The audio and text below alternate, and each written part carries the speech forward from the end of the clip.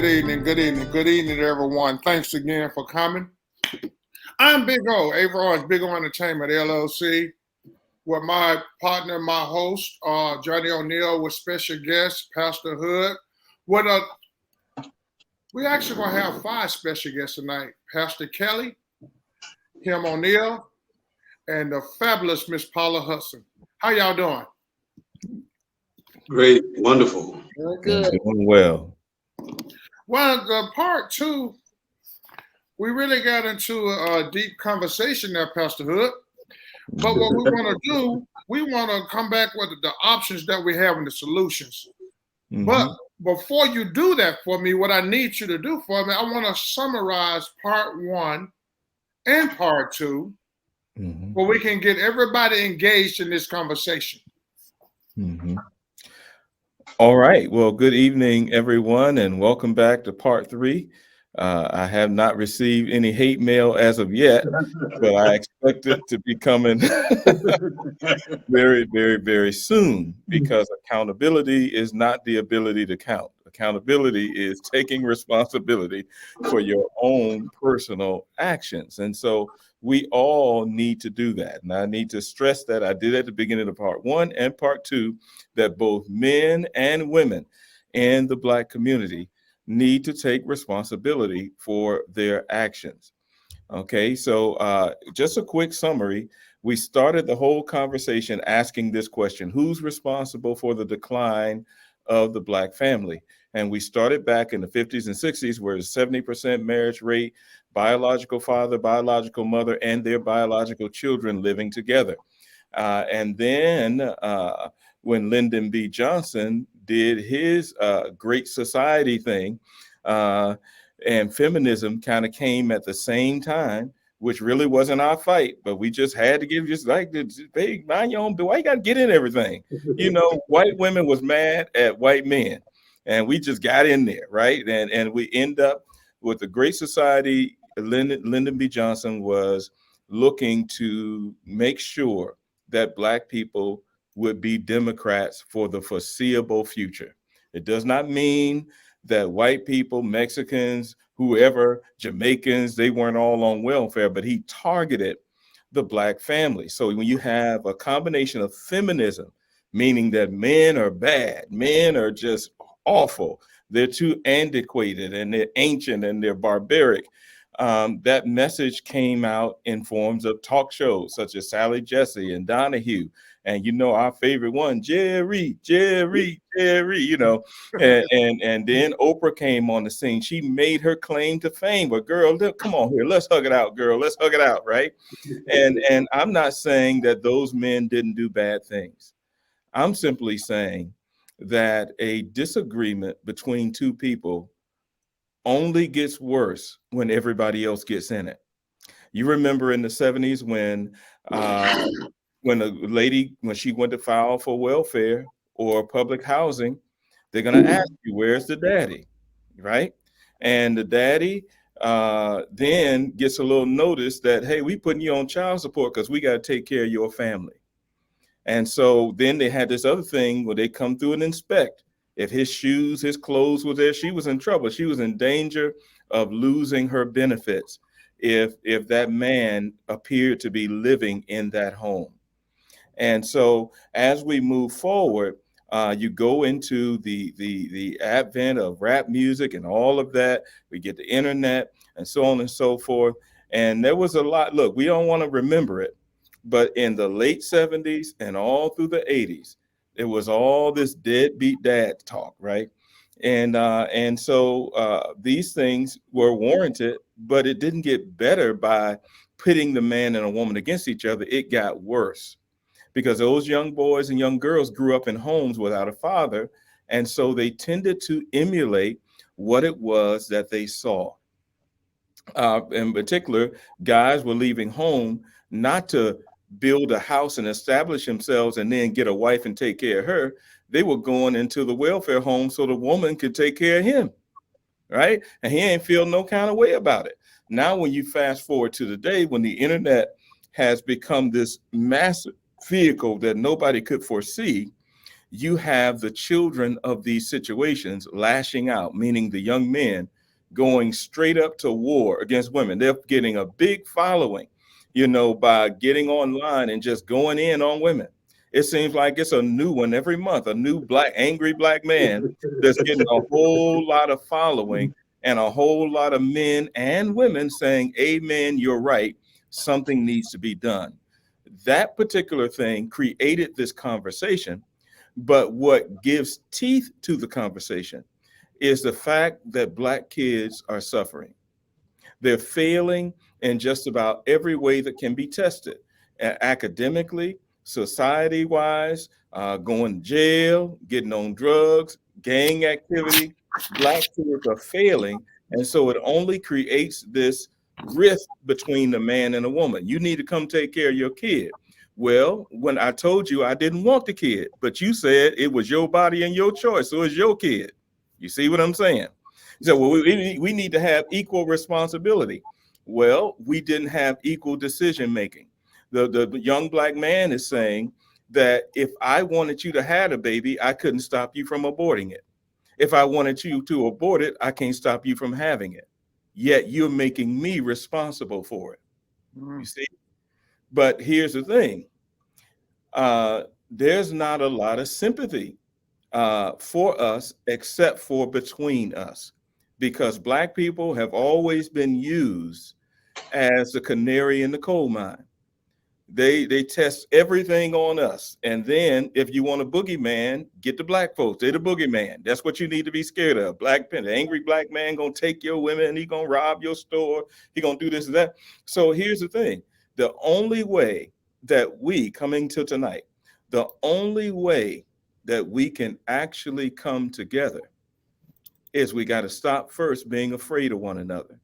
And secondly, we have to own our part in it. We cannot live in the past saying that I have a right to be a victim because all these things happen. That'll sell. You'll get a crowd, you'll get sympathizers, but your life won't change.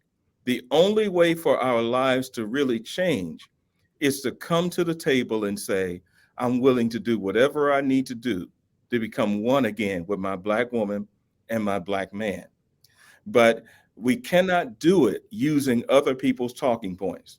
What are other people's talking points? Well, these sisters ain't nothing but tramps. All they doing is hustling and scheming. Or these guys ain't nothing but all they care about is sex. All they want to do is make babies and keep going. Whether you're right or wrong, it's not helpful. So here's the thing. We have to be willing to be heard. And more importantly, we have to be willing to be truthful. We got stuck last time with, I ain't gonna name the sisters. I ain't gonna name nobody. But they were saying that women take more stuff than men do. They take a lot more than they should, and they're willing to hang in there. And my counter to that was people take a lot of stuff. It's just men take it in silence because nobody gives them excuses. When a man goes out and shoot up the house, they don't say, I wonder what they did to him. They must have really hurt his feelings. They don't say that. They say, lock him up, put him under the jail. I hope he get everything he's supposed to get. But a woman can drive her kids into the ocean and drown all 8 of them. And people will say, you know what? Somebody failed her along the way. She should have got some mental help. And I'm saying that we all need some mental help. We have post-traumatic slave syndrome. I believe that's a real thing. I talked about buck breaking. Remember that? And buck breaking went from straight up physical assault where it originated in the Caribbean to now it is taking men who are highly regarded in the Black community and taking pleasure in taking them down. Because it does something psychologically. Yes, we can go Bill Cosby, right? We can talk about Michael Jackson. It does something psychologically to the entire Black community. You saw what they did to Obama, calling his wife a man. I was so mad I didn't know what to do, and I wasn't really all that big a fan after the first term. But the bottom line is, it was wrong that it was okay to constantly call the first lady of our country a man and then call him all kinds of other things. It would not have been tolerated had he not been a black man with a black woman. But I think the beginning of the solution, Big O, is in how they handle it. If Michelle and Barack couldn't stand each other, we would never know, right? Because they didn't publicly drag each other. They had a code in their family between them, the children, and the dog. Even the dog didn't snitch. He ain't tell nothing. Everybody kept on the code. Whatever goes on in their house, we'll never know. And I'm not saying that sometimes people co-sign. Remember, I said 3 out of 4 black girls have been sexually assaulted in some kind of way before they leave the house. So I'm certainly not endorsing that. That's a secret you shouldn't keep. You should tell somebody. I'm talking about publicly degrading each other because we care more about what other people think than what we think of each other. That must stop immediately. And secondly, we must have the kind of conversations that go somewhere.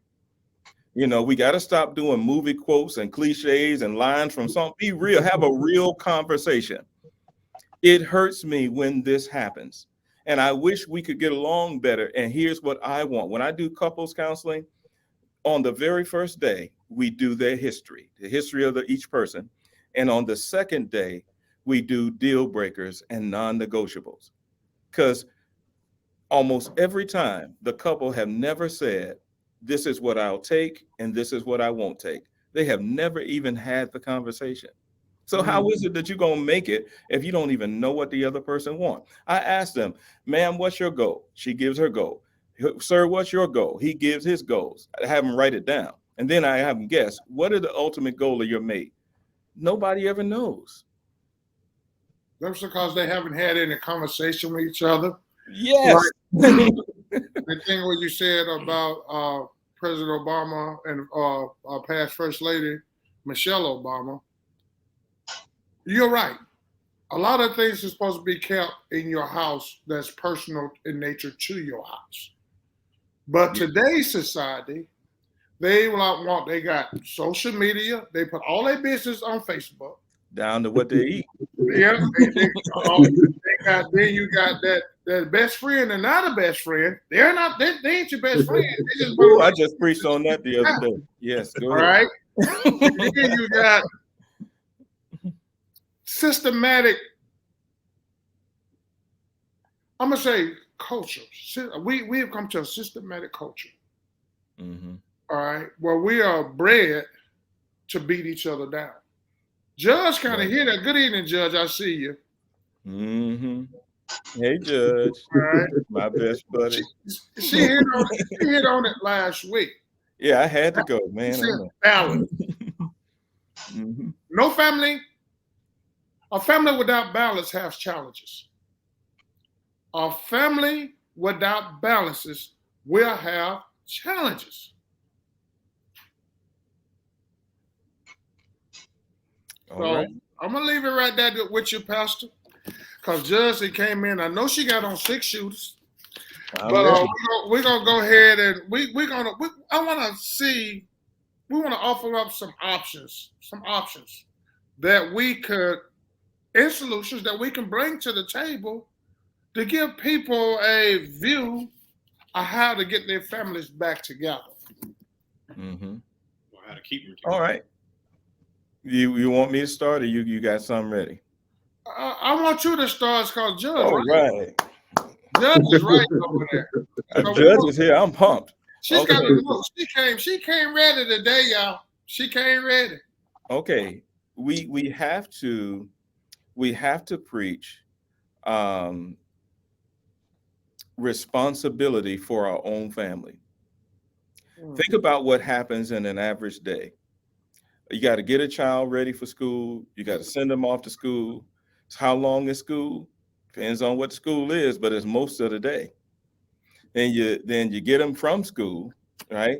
And you got to feed them. You got to do whatever. And then everything now is getting ready for the next day. And so many people, I've gone to PTA meetings. We had a little surprise baby. He 11 now. We go PTA meetings, you look around, and there's hardly anybody there of any race.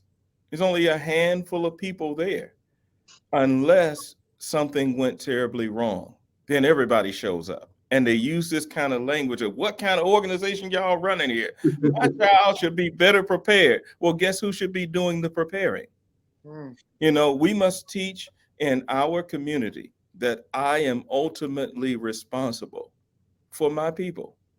I'm responsible. You know, we when it comes to the kids, you have to talk to them. You have to facilitate a culture where they feel they can talk to you about anything. You got to facilitate that because if you don't, you may not actually be raising your own kids. So whatever it is you wanted to stop to go to the next generation, it won't stop. And then when you're talking to your kids, you have to tell them the truth about you. So often I've been in situations and relatives, my side of the family, my wife's side of the family, where it sounds like we're glorifying all the crimes, the greatest hits, all the worst stuff we ever did in our life. Everybody's sitting around laughing about it.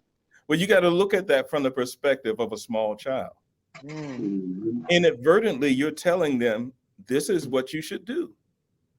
Right? You might say to them, don't do that, but you just had a good time laughing about it. And they could tell all the stories about who got shot, who went to jail, who had multiple women, who had multiple, you know, who got drunk, who did this. You know, we must stop glorifying dysfunction.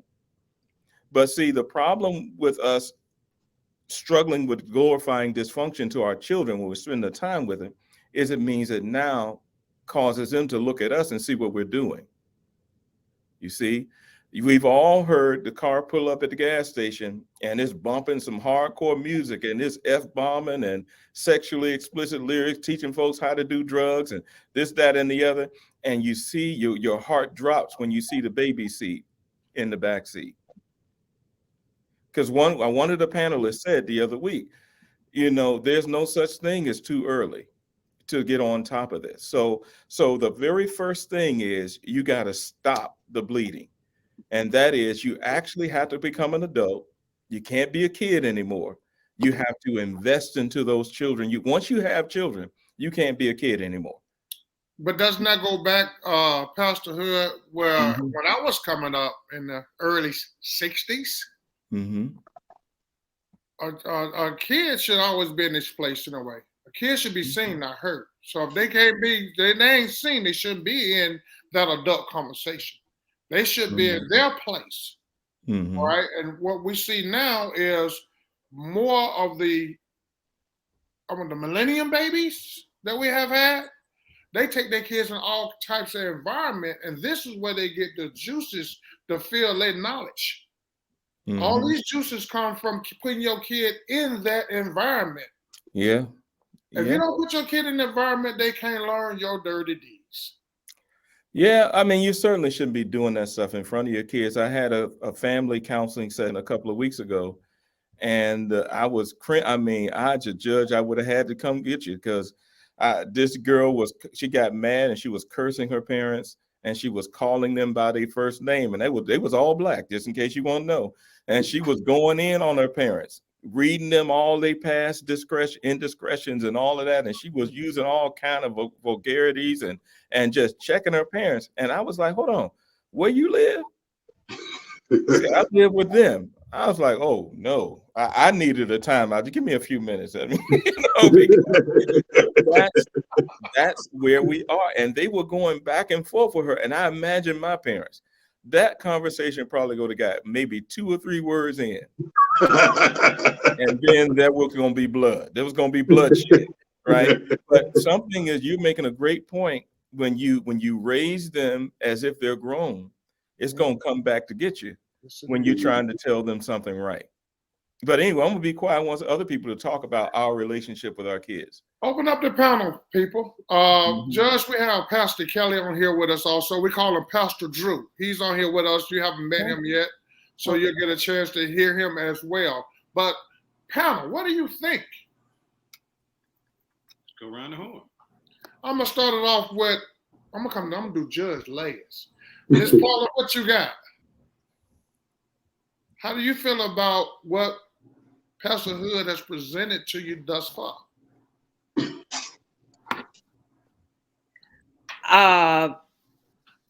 As I've said previously, he's on target, and I solely believe that it starts from the crib, the baby crib. You know, we use excuses. They too young. They don't understand.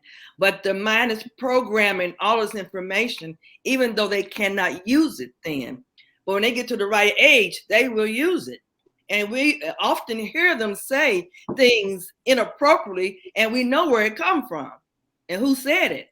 But we didn't teach it to that child, but they heard it. So everything that we do now is reenacted by every generation.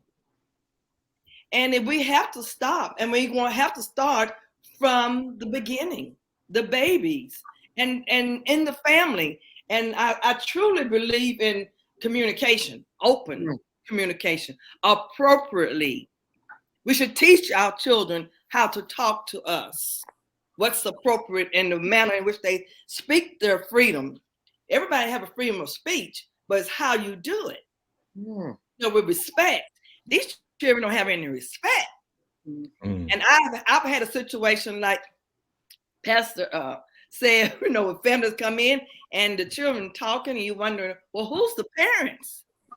It's but I totally agree. So y'all can move on to someone else right now. Well, let me say before he move on, you look like you could tear a kid up. You look like you could a kid, and they have to pull you off. You just got that look like I will light your little. I am totally old school. See, I knew it. I knew it. I have learned different to some degree. Yeah. You can discipline a child without spanking them, without touching them, without abusing. Yes. Oh, yes. We're giving these children so many things now that we can take away, but there's parents who are scared to even take away these devices. What? I can't take that away, you know. And I'm looking at her, and what you know? That means you got to deal with them. If you take the babysitter away, you got to deal with them. Yes, you're right. But I definitely believe in old school to some degree. Yeah, I know you. I know it. Let's look.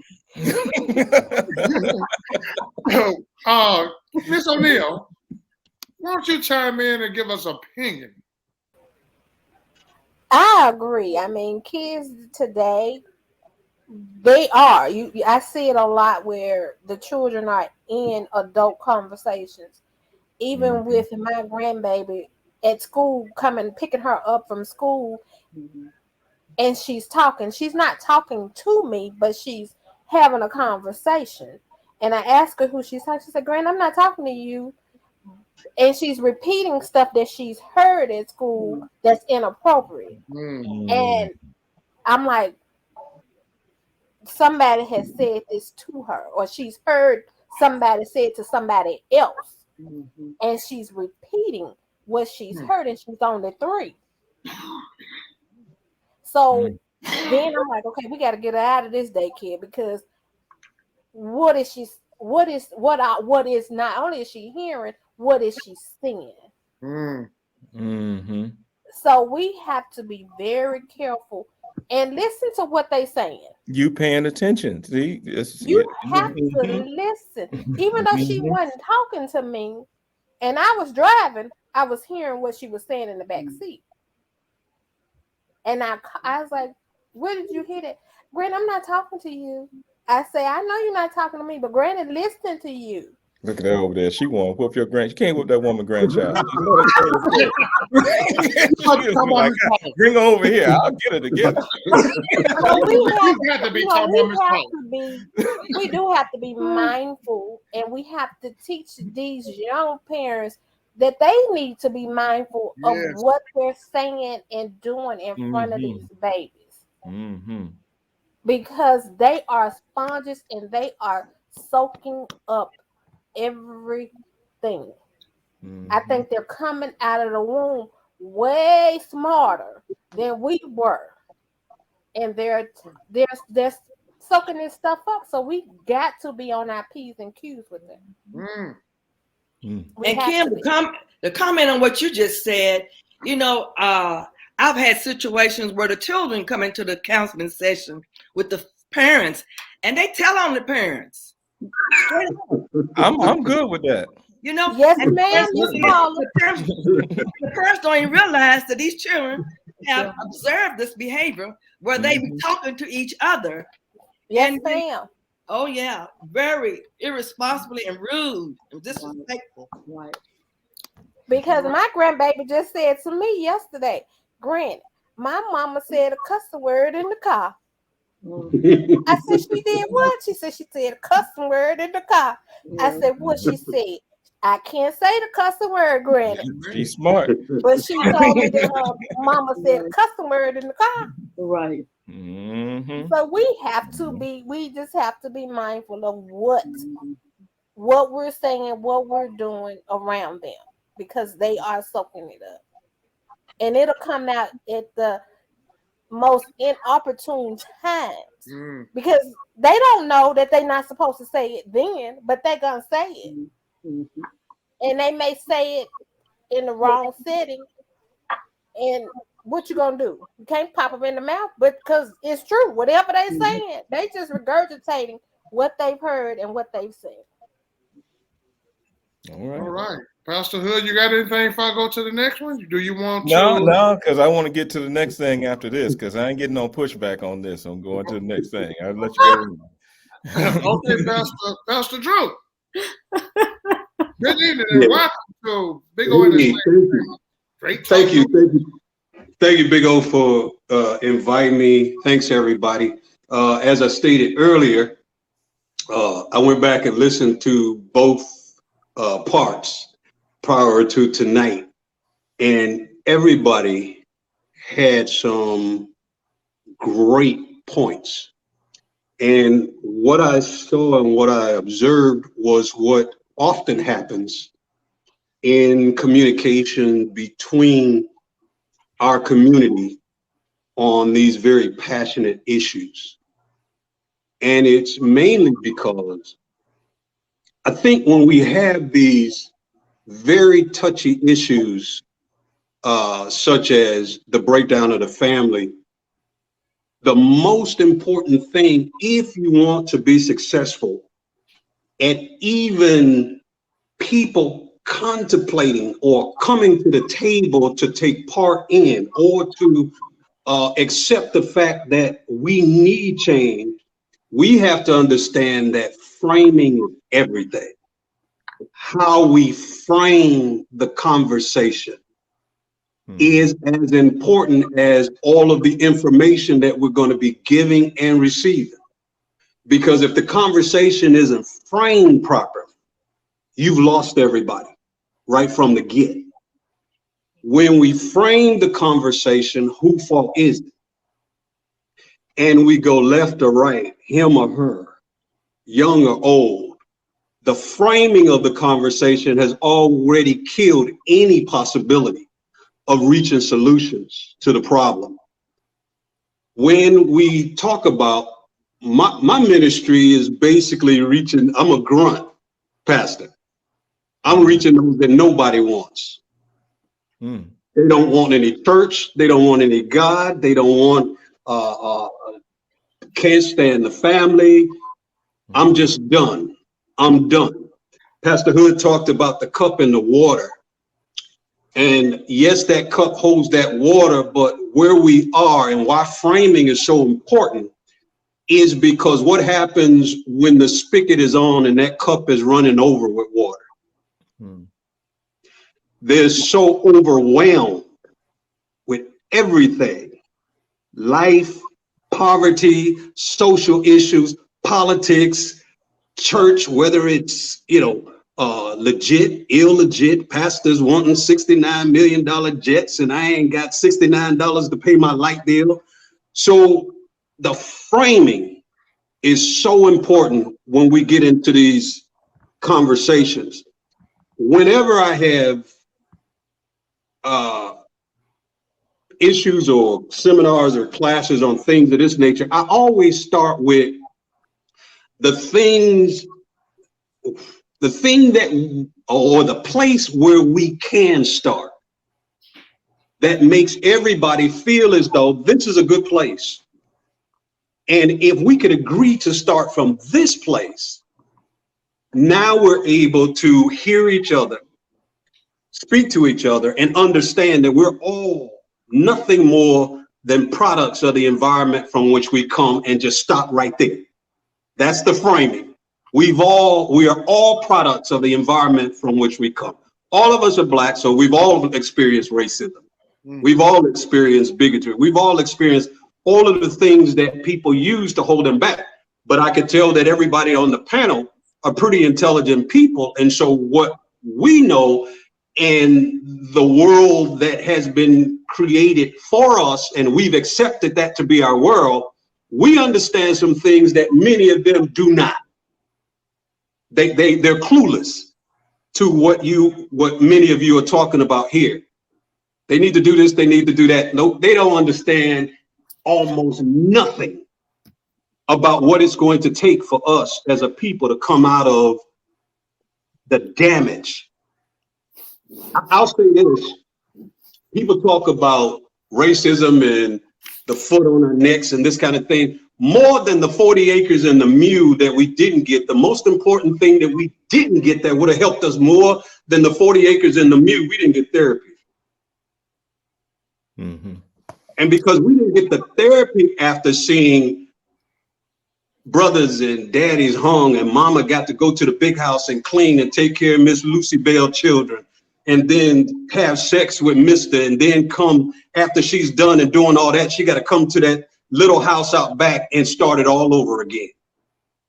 And so we say, forget slavery. We should move past it, but we should never forget it. History repeats itself when we forget where we come from. So everybody had great and valid points from what I heard. Now, I saw something the other day. I read an article the other day that was really fascinating. I thought about it, Pastor Hood, when you talked about dropping Micah off and reading to those boys. I read an article where in New Orleans, they had a school, high school in New Orleans, 23 students arrested in 2 days. Yeah, I preached about that. Yeah. In 2 days, the police is up there arresting 23 of our children. But what happened was the dads got together, a few of the dads that were still left in the neighborhood, got together and started a group called DOD, Dad on Duty. Mm-hmm. And these dads started going up to the school and patrolling the schools. Their jobs gave them time off 1 day a week, a couple of hours, 1 day a week to be in the school. And they rotated. And they were in that school system. And I've been keeping up with it. They have not had one arrest since that time. Not one. Mm-hmm. Teachers are able to teach. Principals can go home at night and lay their heads down. So there's fixes in that. It's going to take, it took us a long time to get in here. You know, in the 50s, I think you talked about it, Pastor Hood. In the 50s, 78% of Black America was doing just fine. Daddy was working, mama was home taking care of the kids, enough to buy a new car every 4 years, go on a vacation, save a little bit, send the kids to school. All of that was available, but things changed. Things changed to where corporations were moving out. So who got hit first? Cheap labor overseas, manufacturing went down. So who got hit first? Our communities. Our community. In the 70s, when Vietnam took place and our brothers came home from Agent Orange and missing limbs, and they were hated when they came home, hated by the people who they went off to fight and die for. And they came home and got spit upon and yelled at and persecuted when they got home. And those brothers felt like, where is the church? Where is the government? Where is the community? And so those brothers took a hiatus from the church, from the school, from the community. Then came HIV. It was a gay disease, so the church didn't bother with it. The community didn't bother with it, but it's sweeping through our community. wiping us out. Where is everybody? So when we talk about who's to blame, all of us. The entire Black community is to blame. The church, the politicians, the daddies who left, the mamas that decided they would just go and put another man there, don't care. We're all to blame. And so when I have these conversations and we frame it that way, it puts us all on equal footing to say, just like we're all to blame, it's going to take us all to get it together. All right. That was a lot. That was a mouthful, Pastor Drew. That was a mouthful right there. Mm-hmm. So Yeah, he did good. He doing like a preacher. The next question, I just need you to answer that one question. Ask them all. I was trying to take mental notes. That was very, very good. I agree. 100%. I hope, Judge, you got something left in the tank.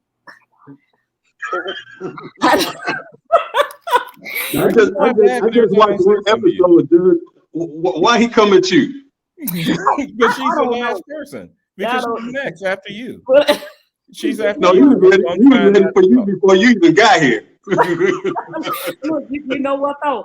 I was gonna start everything off by saying that I cannot believe it's hard for me to even bring myself to even say this, but for once, I agree with everything Pastor Hood said today. Oh my God! I'm out. I'll see y'all next week. I'll see y'all next Monday. I gotta stop while I'm ahead. So you have to bring us something else. But I agree with everything, and everything that everyone has said tonight is just so on point, and you just uncover some other things that could lead to so many. Because I'm telling you, when you all brought up one thing, when Kim brought up something, when Paula brought up something, I'm telling you, my mind started going different places because there's just so much to digest and so much to take in. But I did want to throw one more thing in though, and I had to write it down so I wouldn't forget. But and I think it kind of touches on what pretty much everyone has said. But I think that we should let children be children. We're allowing them to see too much. We're definitely allowing them to hear too much, and not only on TV and in music, but in conversations. Just like you said earlier, that when we were younger, we had to stay in a child's place, so to speak. And that didn't mean that our parents never communicated with us, but when grown folks were in the room, then we could not be in that room. I remember times when my parents would be, have friends over entertaining them, and sometimes I would hate to have to go to the refrigerator to get something out. I would hate to pass through the living room, and I know because my dad, as soon as I walk in there, it's okay, Angie, what you need? I said, I'm going to get some water. Okay, we're going, all right, once you get the water, go on back. You don't understand? I mean, I go straight to the refrigerator and go back, but that's how it was. And it was for that way for a reason. And when I look back on my life, I see so many things that the way I grew up and the way we all grew up, we realized that there was so much good in that. It was, we may not have realized when we were younger, but we certainly realize it now. That's why we always talk about how we need to go back to the old school. But, when I say kids don't need to know some things, some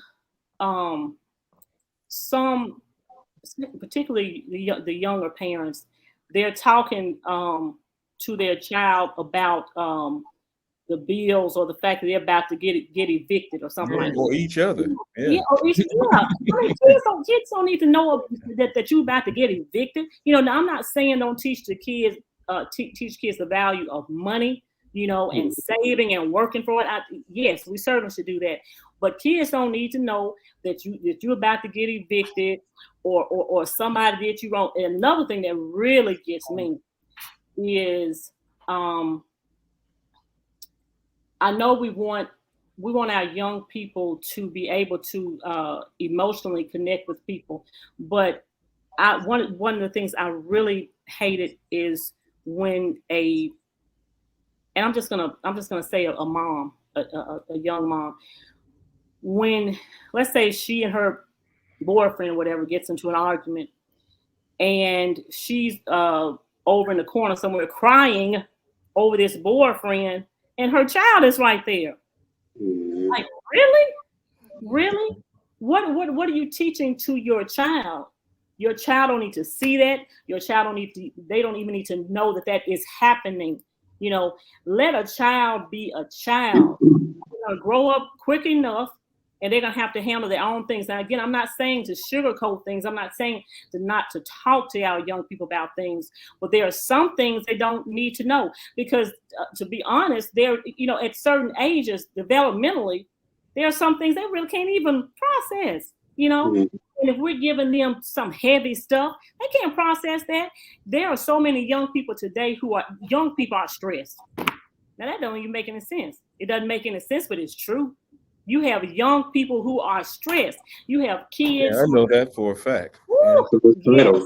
I remember one time there was a child. I'm trying to remember. It was a husband and wife who were. I think the mother filed a petition for a protective order against her husband, and then they were going through a divorce. Anyway, the child. She wanted the child to take the stand. And so first, before I allowed that child to take the stand, I wanted to see what that child was going to testify about, because I didn't want to have to put that child through anything that they, didn't need to go through.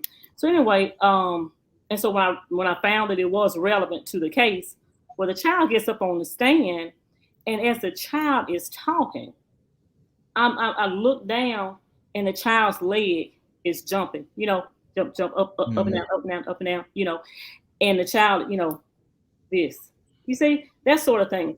And it's more than just a nervousness. It's anxiety.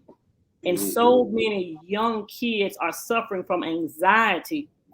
And if we don't get a handle on that, then those same young kids are going to become older kids, older adults who will have to depend on medication for anxiety.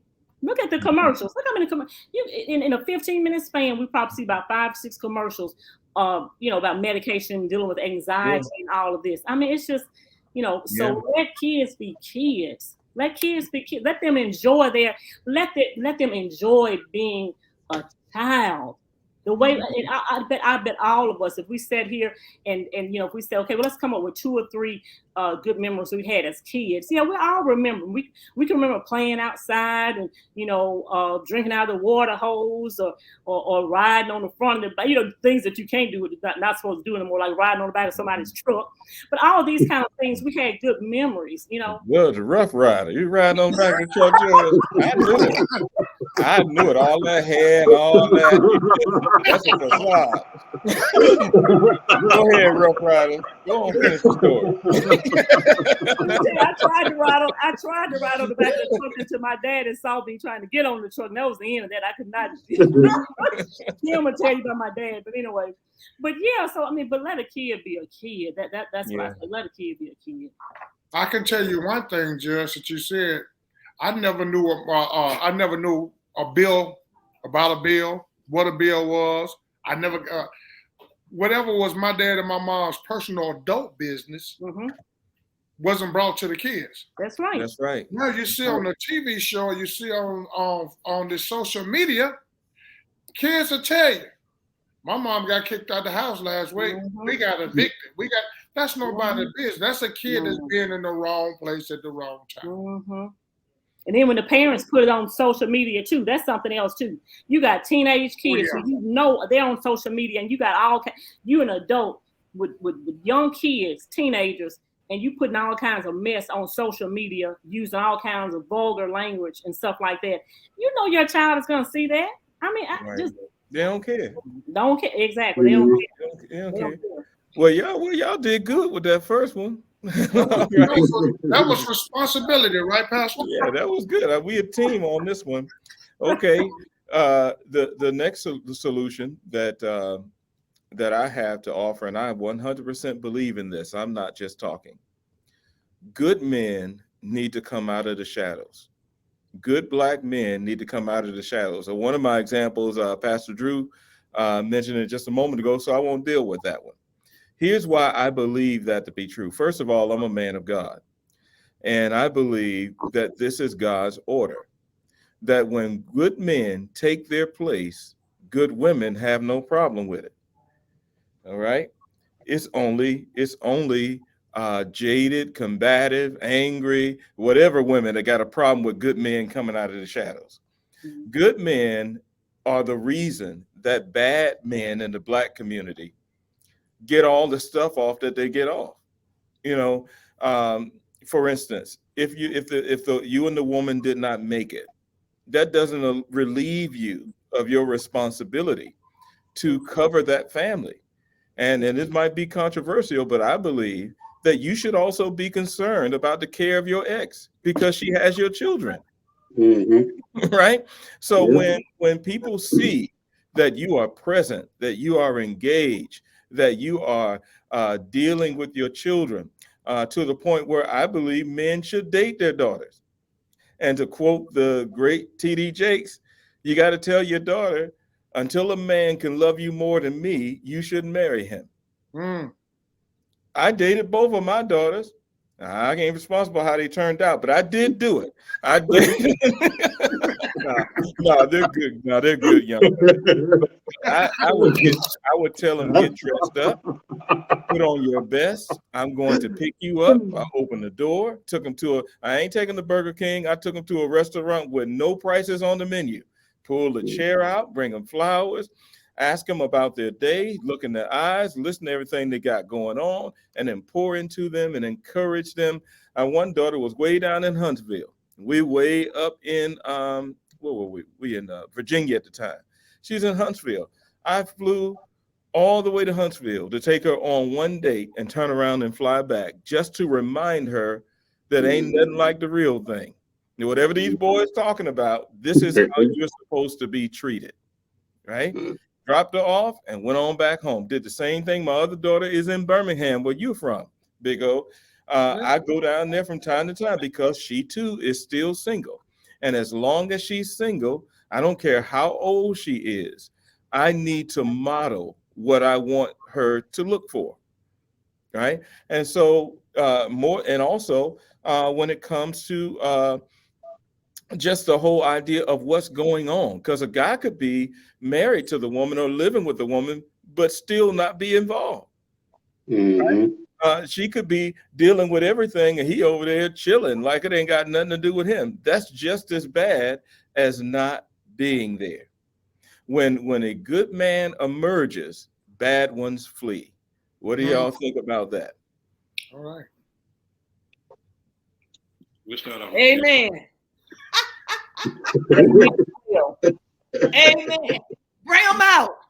That's right. I'm trying. I try to preach about it in some way every week because I believe that good men are too cowardly. They're too passive.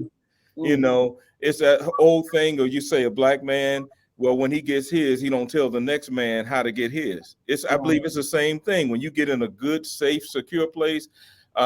Remember when in the Bible, for those who, when Jehu was coming for Jezebel, the guard asked, can there be peace? He said, no, not as long as Jezebel is running things, right? And I'm not trying to undercoat that with anything. I'm just saying a good man has to say, as long as my people are suffering, there can't be peace. So he can't sit there and be okay with what he sees and say, oh, well, no, brother. If you want to be the alpha dog, you want to be the top dog, you want to talk all this stuff, then you got to back it up with what you do. You got to get involved. You got to go down there, get in the PTA, Big Brothers, Big Sisters, YMCA. You got to get in. And these are all things that I've done myself. Whatever organization is going on, you have to let them see you because the news say you don't exist. That's so right. Forget the news. You got to show up and be a part of what's going on. That goes a lot with the mentoring programs. Now, these just don't have to be just for that family. You got to get them all. Yeah. You got to get them all. You can adopt. You can adopt. Like as we came up, every grown up was like your mother and your daddy when your mother and your daddy was absent. Right. Mhm. If we don't get back to that, and like Pastor Hood just said, good men got to come out the shadows. Mm-hmm. All right, it ain't got to be yours, but by you being that mentor, you'll be amazed of the change. And then that one bad guy, that one bad person, a guy that's not doing what he's supposed to do, you might be that influence on him to make him change his ways. Mm-hmm. And that's how we start spreading when we talk about balance. We can't get balance until we start getting ahead. Mm-hmm. And I think that, like Reverend Hood said, it's the silence of the good man is keeps things like they are, because men don't want to approach each other. You know, I want to be a wimp because he get teased. Be a wimp. That's a risk. That's what our children need. Somebody to step forward and confront your friends. But if your friends down here and you joining them, but yet you living a double life when they're not around, your children see this. And our boys need it. Our girls need it. We can't say one gender needed more than the other. Both genders need this leadership. Right. Yes. You know, we need it. And people have to come forward. And everywhere you go, you see women there. Women, where are the men? Do they hide in the bushes? All I'm saying.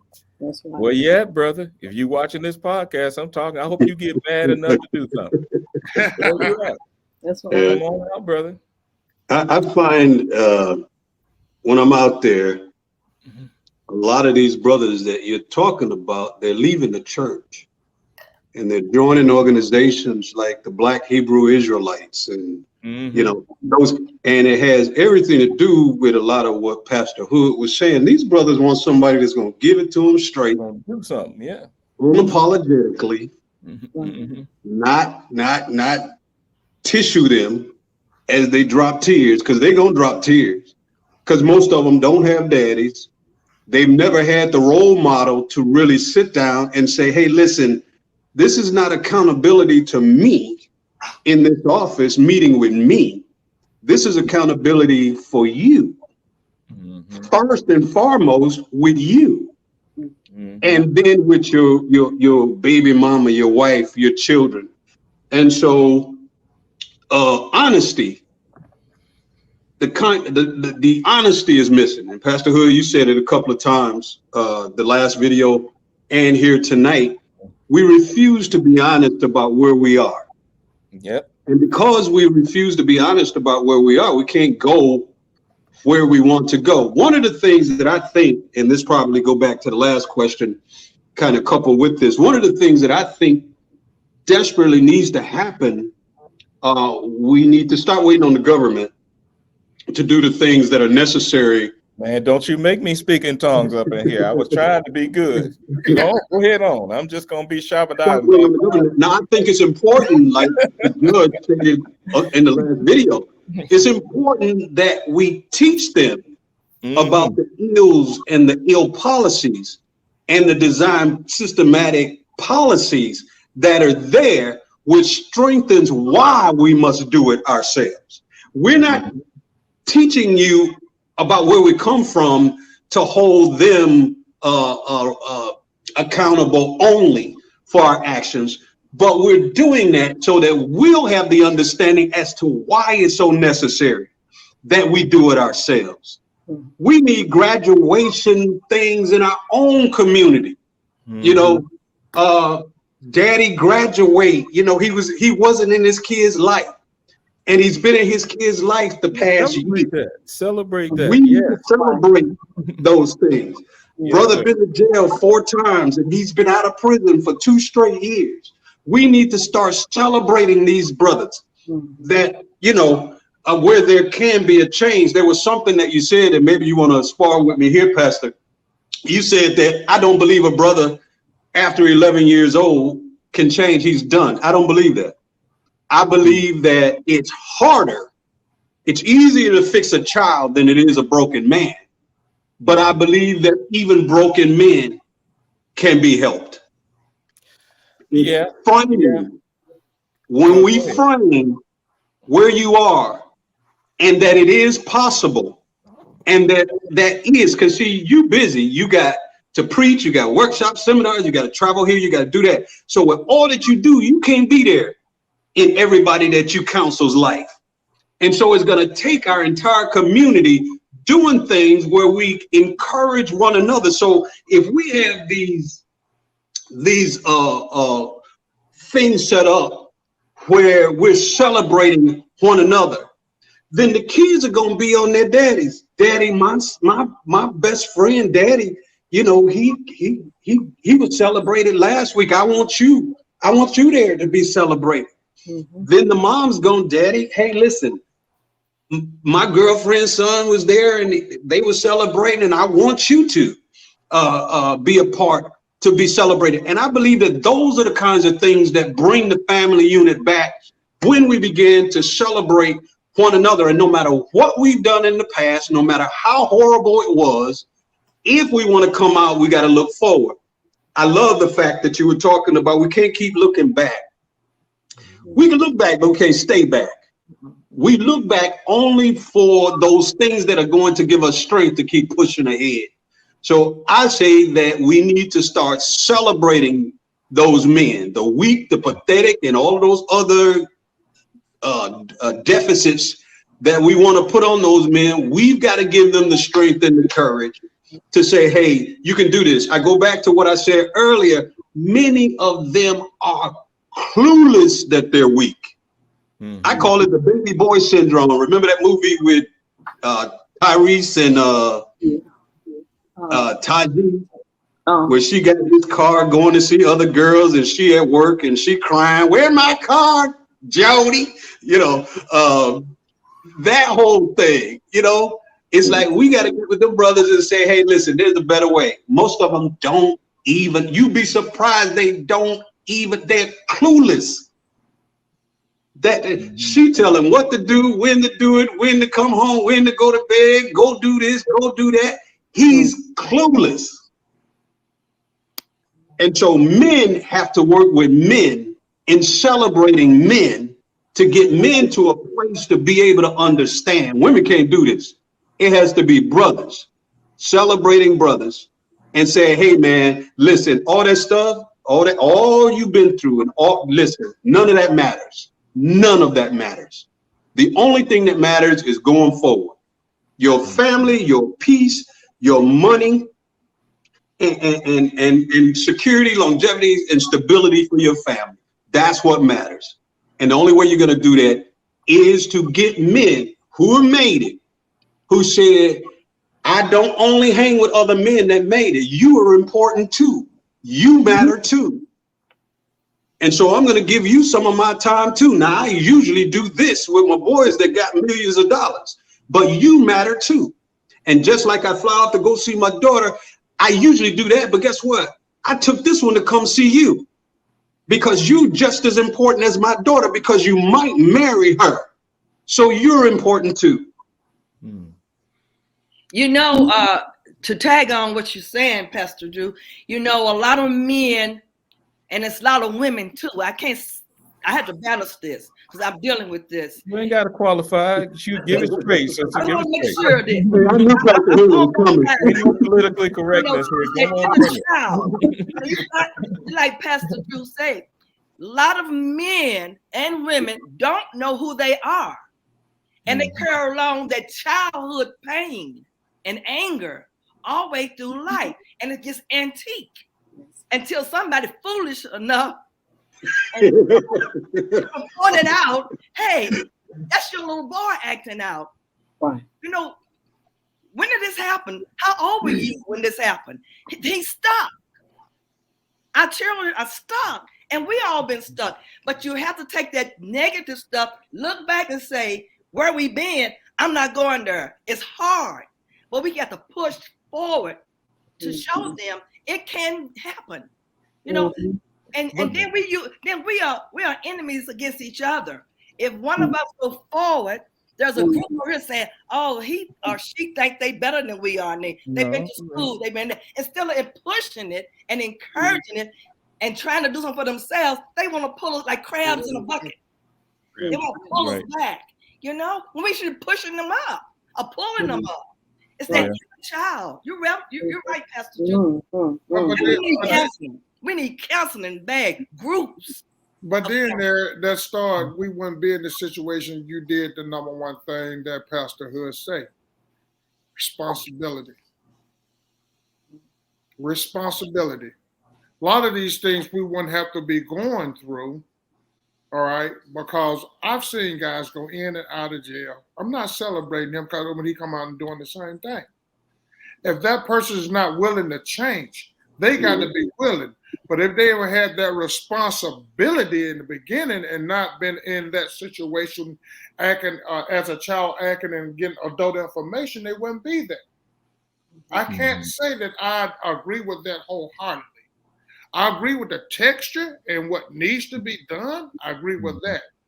But the part, if I just see you come out of jail 3 and 4 or 5 times and you still doing the same thing, I'm not going to celebrate you. No. Let me say this. I don't mean celebrate them coming out of jail. Celebrate them staying out of jail. Yeah, I got it. Understood. Right.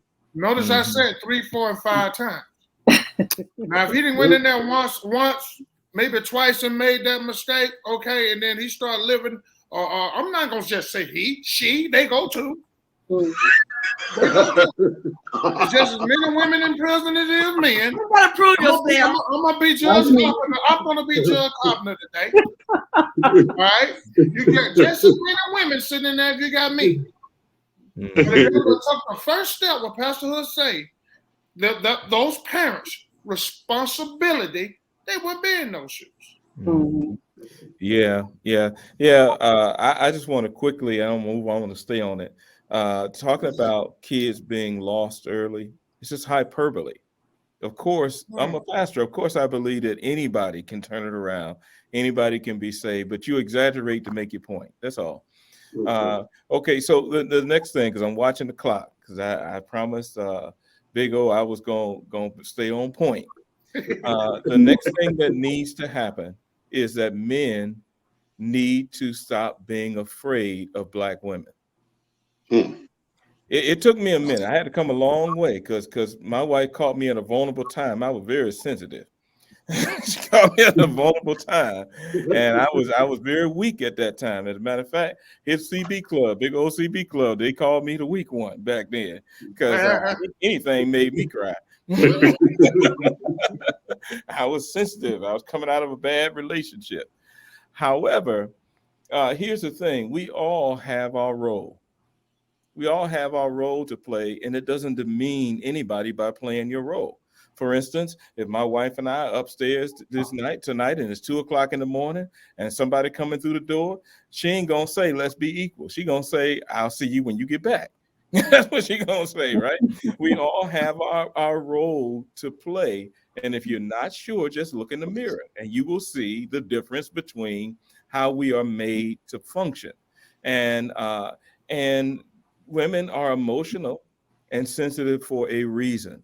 It's for the nurturing of the child and an empowerment of her man. If she used those emotions in the right way, he'll run through a brick wall. A good man will. A good man will, right? So what he needs to stop doing, and it was scary the first time I did it. When I heard something crazy just kept coming back over and over and over again, I was like, Boy, she got 6 brothers. I was thinking that thing through. She know how to fight. Let me see. But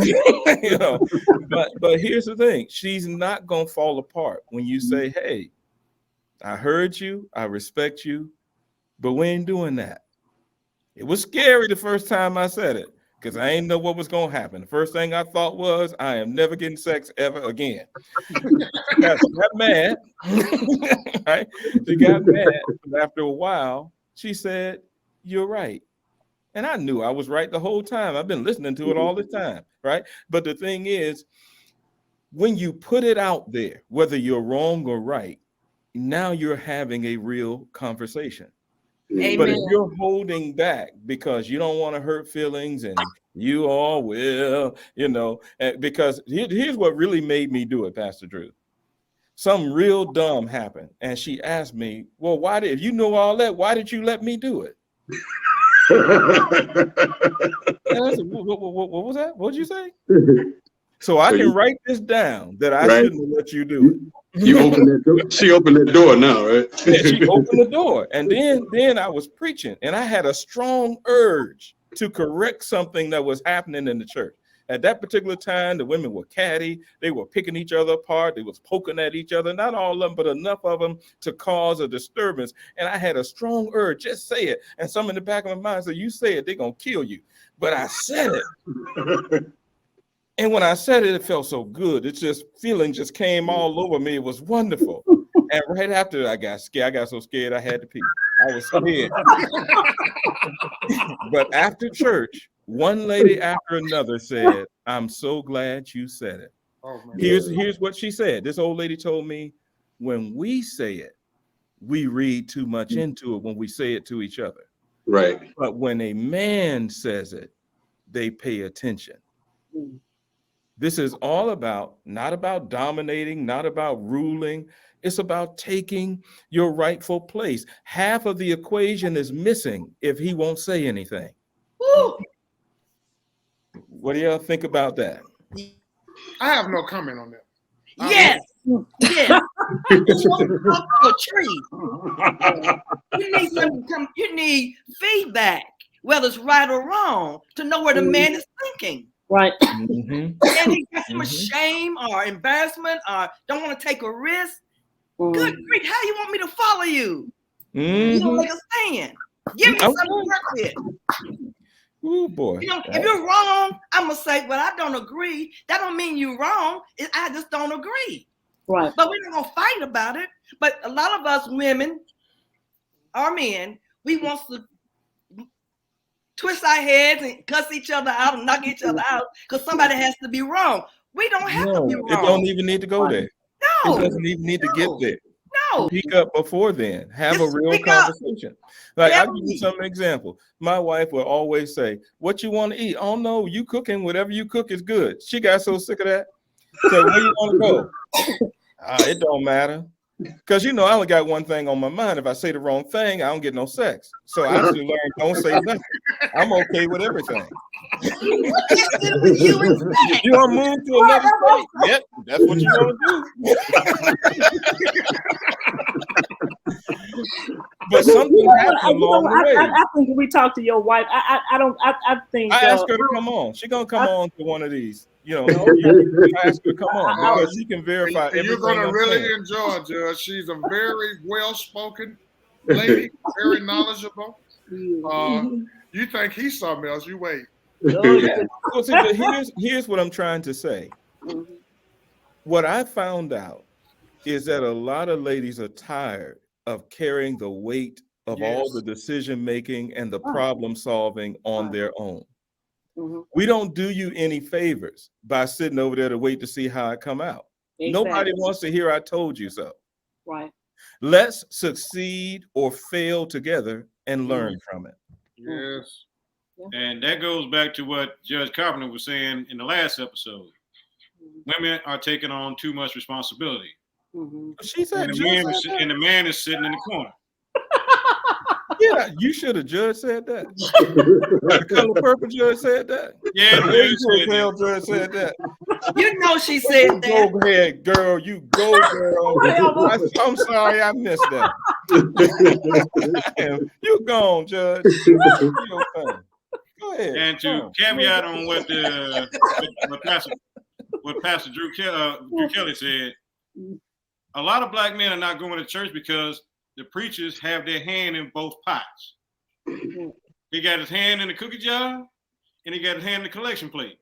Man, that's our other show, man. Why you going to our other show? That's a Candyman show. But you go ahead. I'm telling the moderator what to do. I'm out of control. Yeah. That's Candyman. Was coming up there, Pastor Hood. That Mm-hmm. Candyman is coming. Candyman is coming. Yeah, give the people something to look forward to. Go ahead, J.O. Yeah, I'm just caveating on what Drew Kelly said. I mean, Pastor Kelly said. All right. All right. But But A you lot made of people it. are not going to church because they don't want to beat the preacher up. They don't want to beat Well, the pastor.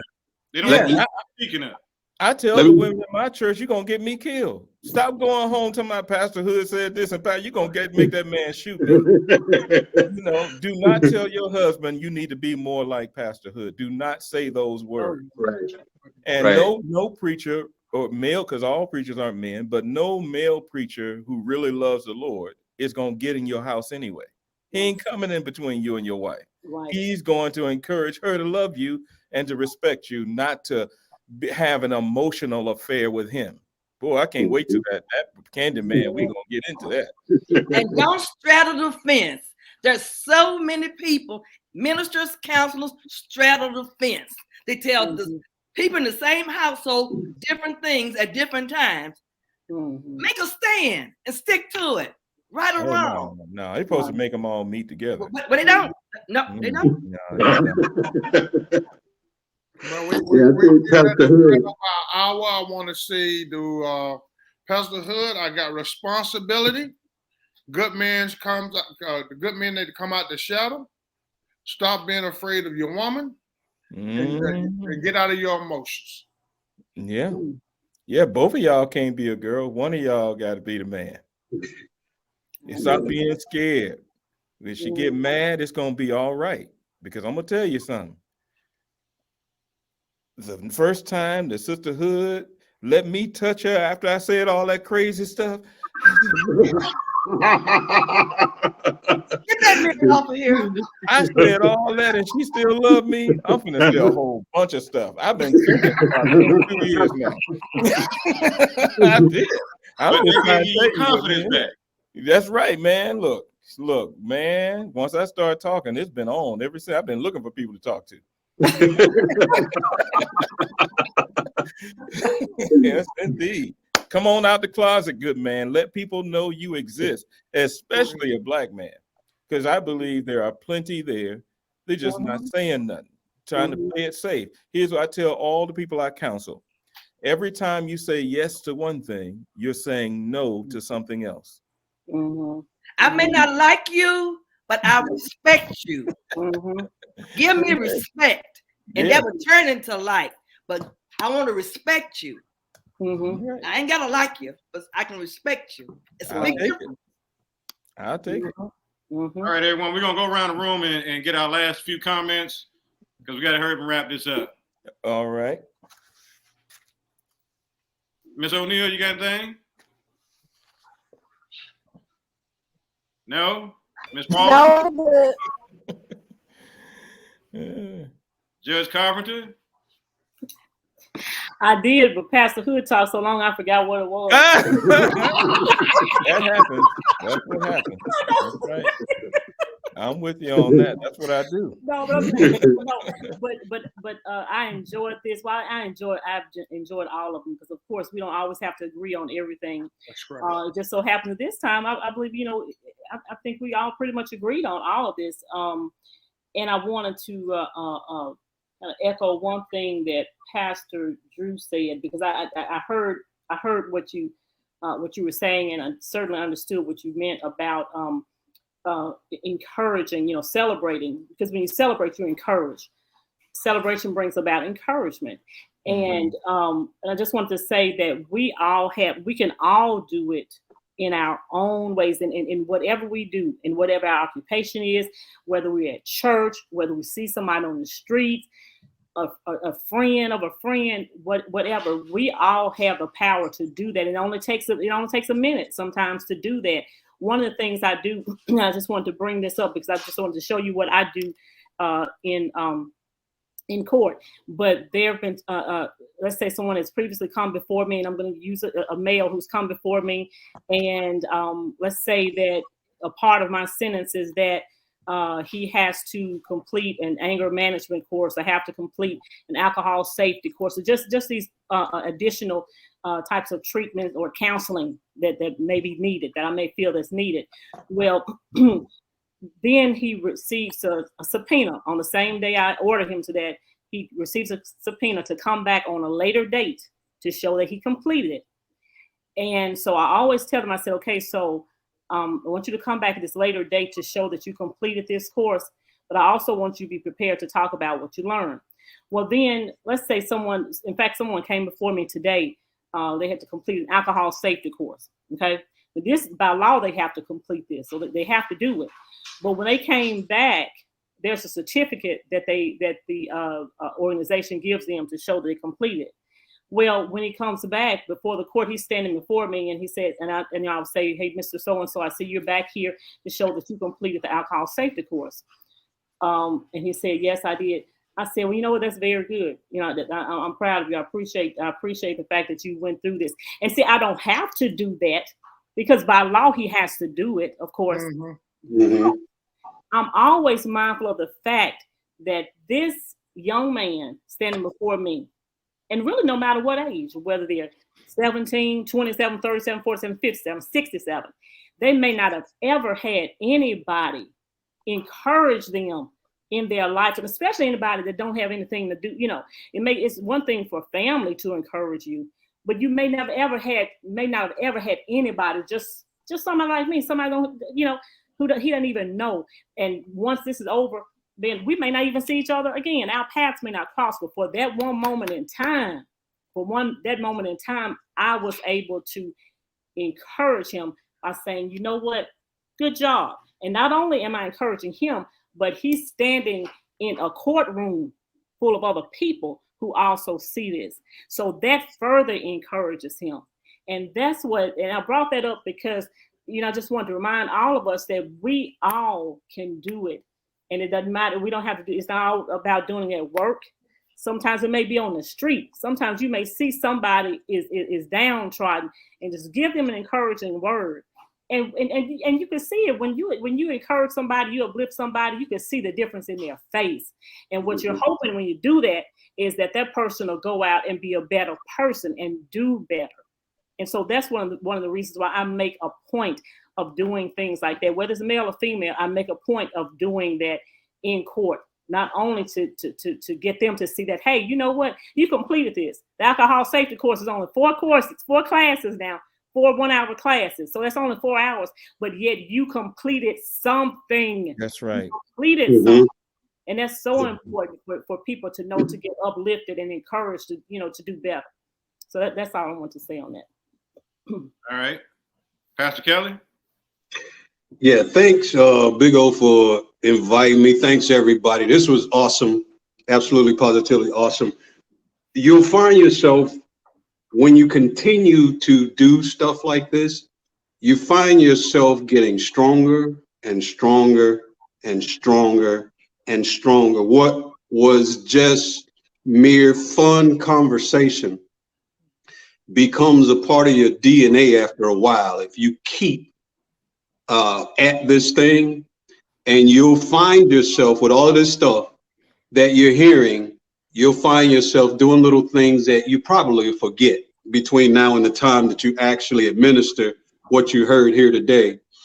You hear those things, not only will you make them feel better, but you'll feel better. You'll feel better because you know that little bit that you gave to inspire somebody else caused your heart to get a little lighter. And especially for the sisters that are in here, because as I went back and watched, especially the judge is like, hold on now, wait a minute, I don't know. And the one thing that I really caught on this thing was Pastor Hood didn't let off the gas. When he was, oh, wait a minute, oh, wait, he didn't let off the gas.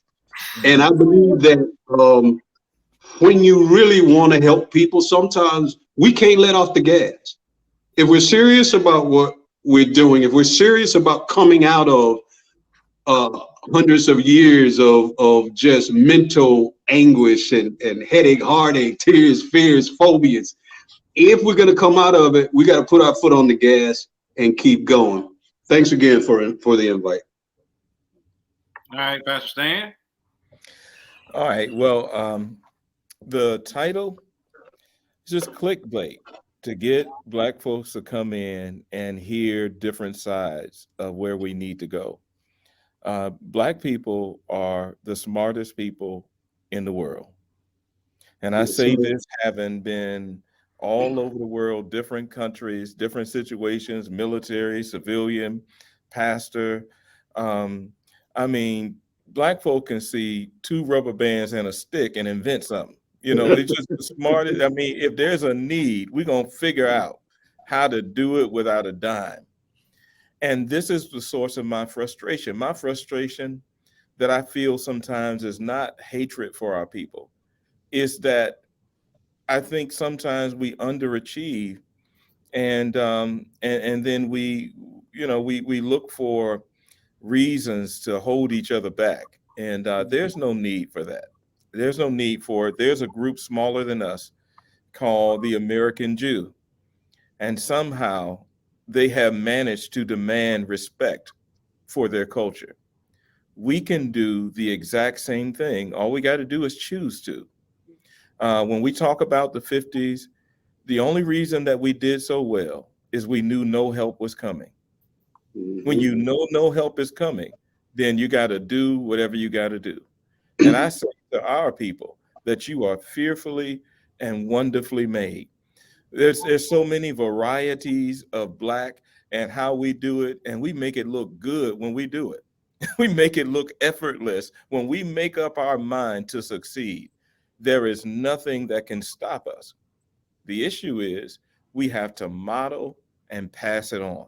And I'm looking forward to testimonies of more and more people. Like, it's just about everybody I know are people like people on this panel. Yet they won't come out of the shadows because they think it's a lost cause. It is not a lost cause. All you have to do is love your people and fight for your people and leave everybody else wherever they are. That's my final thoughts on this particular discussion. All right.